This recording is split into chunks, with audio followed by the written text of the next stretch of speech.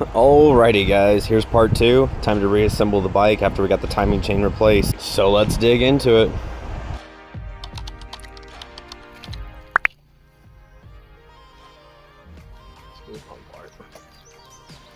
I'm gonna go from the top down.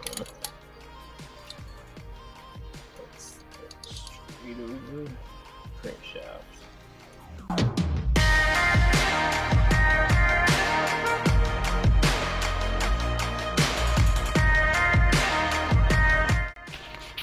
If your timing mark gets off, you can follow the woodruff key here and that little dowel right there.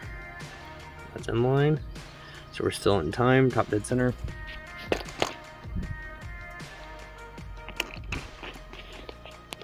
Get ready to set this bad boy back up.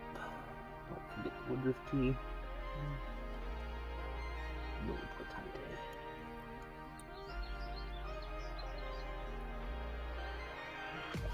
in. Oil to this before we put it. Still on my starter gear. Double check everything still looks good. Won't spin that way.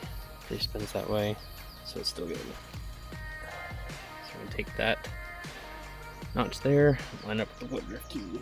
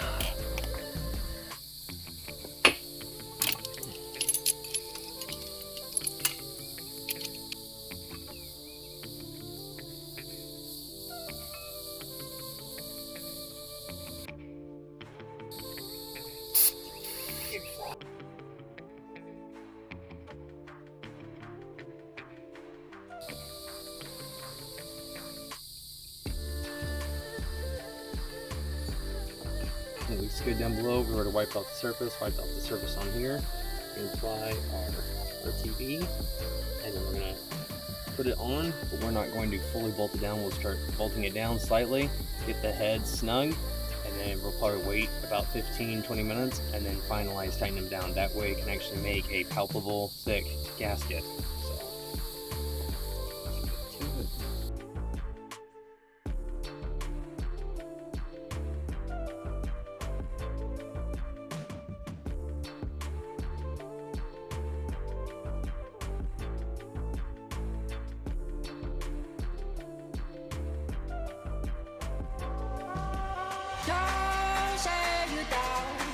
Gotta stand up and fight. Got to stand up. Don't say you down. You gotta stand up and fight. Oh, you got to stand up.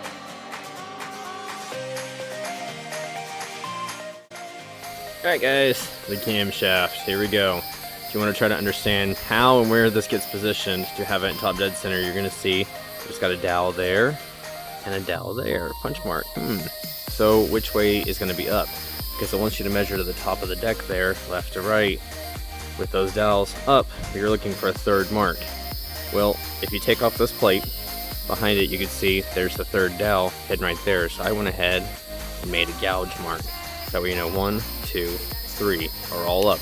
Another cheat way to do it is that nipple right there being towards the front of the bike, towards the headlights, and these oil galleys right here on the camshaft being straight up. So that's the position right there. Here's the deck. It needs to be just like that with the chain on. So we're gonna make sure that those two oil galleys are up, not these two. These are inside. You want the outside ones to be pointed straight up. Just like that in the bike. Let's get on it. Because it's so hard to crouch down there and look at the timing chain, this is what I'm going to do.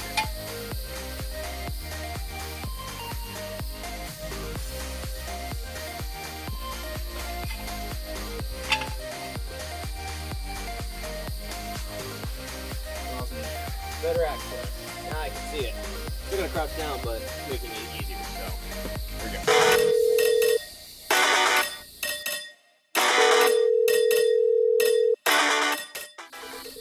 Okay, so we're getting ready to install the camshaft. We're gonna clean it off real good.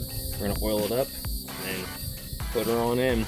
What I'm using is just Royal Purple. This is drip oil. So it's just like leftover 5W30, but we're gonna change the oil on this bad boy once it actually gets fired up. Just in case it catches any other debris and gunk and stuff.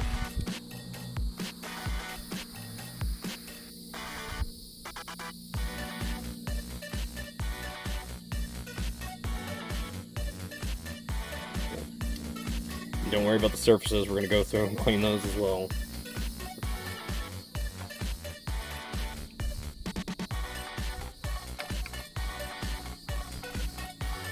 Be careful, because once you remove your timing chain release, you do not want to drop it down on there. It's going to be a pain in the butt to get back out. So.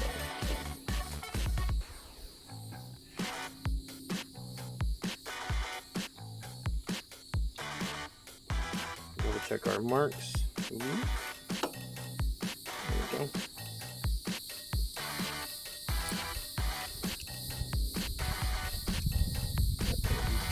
Top dead center there.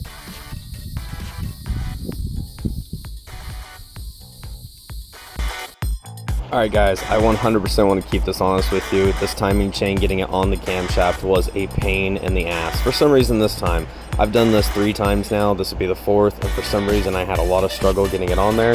But patience is the key, just keep trying and eventually you will get it back on there. I ended up getting it on off camera, so I apologize for that. And now we're going to be working on putting in, focus, the tensioner goes right there.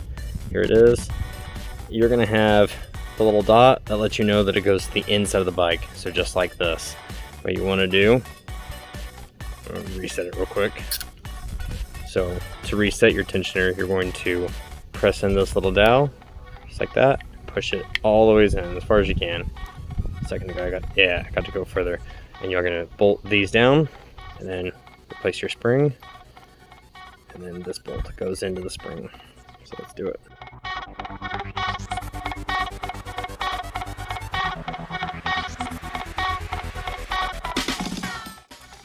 Now we can rotate the motor 2 revolutions to make sure that it's still in time. They do that with all timing chain components, timing belts, just to make sure that everything still lines up in case it has a tooth but slightly off. Now's the time to check it, not when you try to fire it up later. So go and rotate it. So for this, we're going to go counterclockwise. You can watch the camshaft. So we're at top dead center right now. We're going to do 2 revolutions.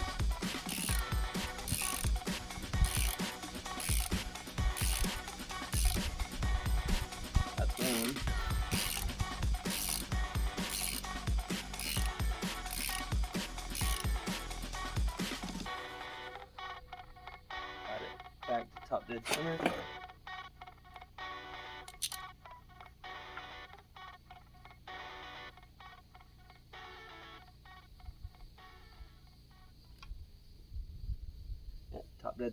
Top dead center, so we're still in time.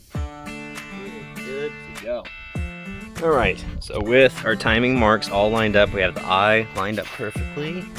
I'll show you. It doesn't look perfect on camera, but when I'm looking at it, it's lined up perfectly with that hole.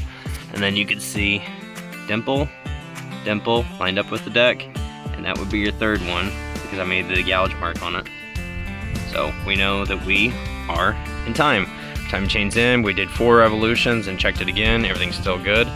So now, with that all being said, we can start cleaning up the surface here. We already cleaned up the surface a little bit on the actual valve cover itself.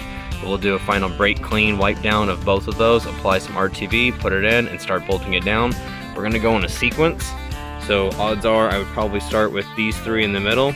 We're gonna probably go 1, 2, 3, 4, 5, 6, 7, and just start doing a crisscross because you want it to evenly come down on top of here. So anybody thinks I'm wrong, sound off in the comment section. I want to hear some more experts talking about some four-wheeler repairs.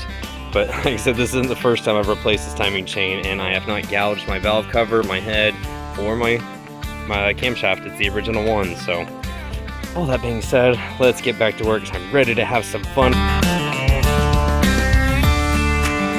That goes out to you guys so you can do it up and over that channel. You're gonna have these 3 kind of oddball places outside where the camshaft goes, around the spark plug hole, and then clearly all the ways around the circumference of the valve cover. So this is the passenger side, or would be. It's gonna go just like this. Be careful where you touch. And when you go to set it down, you want to be careful not to tap things like the top of the valves or the chain. Just kind of be very careful as you line this up. So most of your fingers kind of inside, just like that. Hold it one-handed.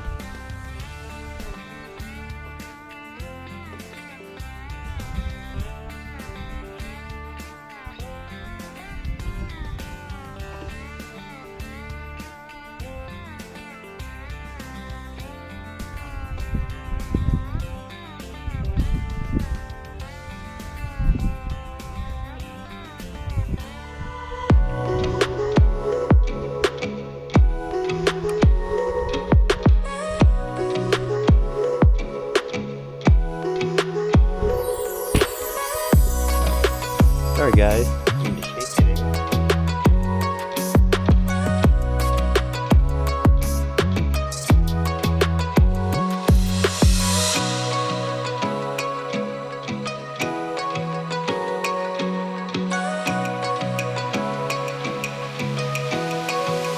Right, 88 inches.